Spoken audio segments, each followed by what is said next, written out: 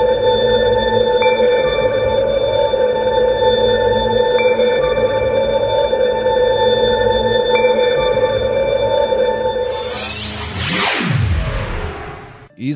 kabar 4 bersama Imam Trikarso Hadi. Assalamualaikum warahmatullahi wabarakatuh. Sahabat kabar 4, sahabat Isai kabar 4. Isai kita kali ini akan membahas tentang plus minus sikap yang menunggu. Sahabat kabar 4, jadi merubah diri adalah sesuatu yang sejatinya tidak disukai hampir banyak orang. Bahkan untuk sesuatu yang jelas-jelas baik. Kenapa? Jawabnya karena merubah diri acap kali terasa menyakitkan, bikin tidak nyaman, bingung, dan gampang bikin ngambek, rungsing, atau marah-marah. Kecenderungan orang atau kecenderungan kita, dan ini lazim disebut godaan setan, cenderung memilih atau menginginkan sesuatu atau situasi dan keadaan seperti sebelumnya. Karena kita mengira bahwa dengan cara begitu hidup ini akan lebih mudah. Sahabat kabar 4, kita tahu, apalagi di zaman sekarang ini, zaman ketika semua informasi mudah didapat, baik dari buku, televisi, media cetak, radio, atau dari si kotak ajaib itu yang diotaki oleh internet itu. Begitu banyak orang yang gemar, rajin mencari kesana kemari berbagai ilmu tentang motivasi diri misalnya. Tapi kemudian banyak juga orang yang enggan, ya, menyegerakan diri mengamalkan ilmu-ilmu informasi baik itu guna merubah keadaan agar dirinya jadi lebih baik.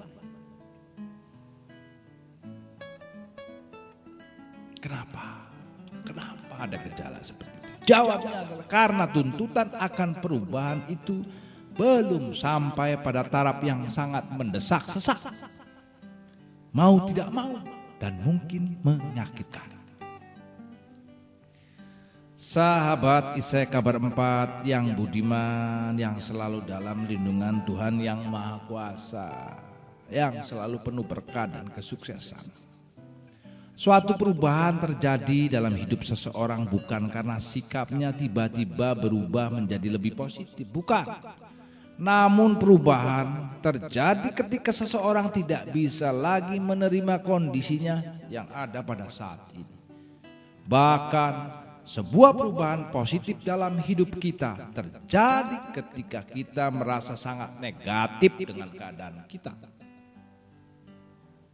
Saya mau mengutip sebuah riwayat begini. Ada seorang bapak tua yang saban hari duduk di depan gubuknya ditemani oleh seekor anjing yang setia. Guguk.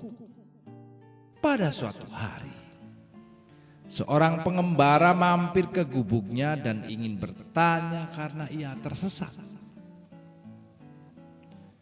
Melihat bahwa sang pengembara kelelahan, si orang tua mengajaknya untuk beristirahat sejenak sambil menikmati lemon dingin yang disediakan.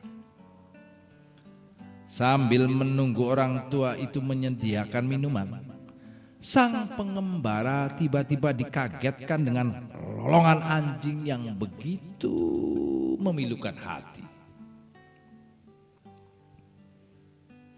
Ia tidak mengerti mengapa anjing itu melolong kesakitan. Ketika bapak tua keluar membawakan minuman lemonnya, anjing itu melolong sekali lagi. Dan dengan penasaran, sang pengembara bertanya kepada bapak tua itu, "Pak, kenapa anjing menangis begitu rupa? Apakah dia sakit?" Bapak tua itu dengan tersenyum menjawab, "Oh, Boni tidak sakit. Ia melolong karena ia berbaring di atas sebuah paku. Si pengembara semakin heran. Sebuah paku, mengapa ia tidak berdiri saja? Orang tua itu tertawa dan berkata, "Pengembara, walaupun paku itu terasa sakit bagi si anjing, kesakitannya belum mencapai kesakitan yang benar-benar menyakitkan sehingga membuatnya ingin langsung berdiri." Tahukah Anda kapan seseorang mengambil keputusan untuk berubah?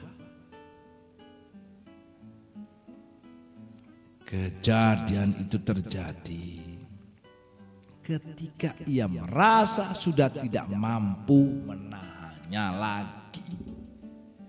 Jarang orang dapat berubah karena mereka menyukainya. Mereka pada akhirnya berubah karena mereka memang harus berubah.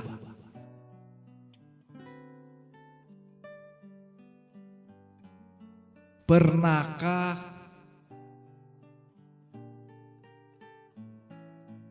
Anda mempunyai pengalaman berlari misalnya tanpa alas kaki di atas aspal yang panas di siang hari yang terik? Kalau pernah, begitu Anda merasakan panas yang membakar diri Anda, seketika juga Anda akan membuat keputusan. Anda mungkin akan berlari kembali ke arah dari mana Anda berasal, atau Anda mungkin akan lari terbirit-birit ke arah yang ingin Anda tuju. Jadi satu-satunya hal yang tidak terpikirkan yang akan Anda lakukan adalah berdiri diam, ya kan, sambil menunggu kulit telapak kaki Anda melempung. Jadi kesakitan adalah motivator yang sangat kuat yang akan mendorong kita untuk berubah. Sahabat kabar 4, sahabat Isai kabar 4. Perumpamaan tadi terlihat sangat masuk akal. Namun beberapa sering kita tidak bergerak ke kiri atau ke kanan ketika perubahan dituntut dari dalam diri kita. Contoh, misalnya kita membenci pekerjaan kita dan sangat mengetahui bahwa perusahaan juga tidak melihat adanya kemungkinan untuk mempromosikan kita dalam waktu misalnya 5 tahun ke depan. Namun kita masih saja menunggu. Jika hal ini terjadi dengan diri kita, berarti kita sama tidak masuk akalnya dengan mereka yang berdiri di atas aspal yang panas tanpa memikirkan untuk bergerak ke kiri atau ke kanan. Atau mungkin kita menunggu kemungkinan terburuk terjadi, baru kita terpaksa mengambil tindakan. Sahabat kabar 4, sahabat Isai kabar 4. Kita perlu selalu mengingat, sesuatu tidak akan berubah jika kita tidak mengambil tindakan untuk berubah. Jadi janganlah menunggu sampai semuanya hancur lebur baru kita ingin berubah.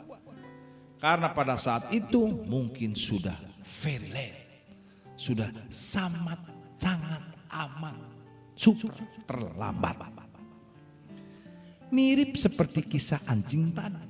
Banyak orang yang melewatkan hari-harinya dengan mengeluh itu, dan mengeluh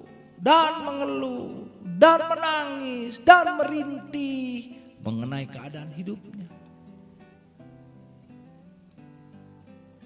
mengenai uang yang tidak cukup,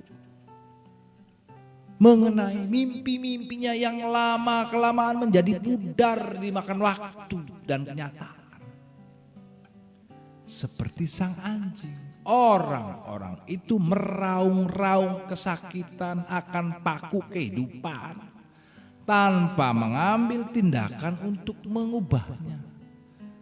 Mereka merasa tidak bahagia, namun belum sampai terdesak untuk mengubah kehidupannya. Dan sayangnya, Seringkali akhirnya mereka gagal seperti seekor kodok amfibi yang dipanaskan.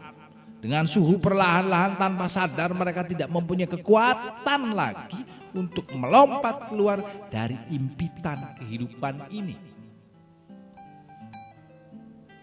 Sahabat Isai kabar 4.